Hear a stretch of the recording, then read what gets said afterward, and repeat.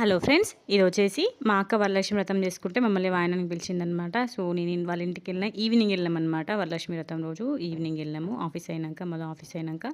So మా అక్క పూజ చేసేసుకుంది already, అందరికి వాయనాలు ఇచ్చేసింది. ఇంకా నేను ఒక్కదాన్ని మిగిలిన ఈవినింగ్. సో కన్నయ్య అయితే ఇష్ట ఇషాన్వి వచ్చారు కదా, ఇంకా వాళ్ళతో మంచిగా ఆడుకోవడం అనమాట. ఇంకా ఇష్ట ఇషాన్వి హాయ్ చెప్తున్నారు చూడండి మీ అందరికీ కూడా.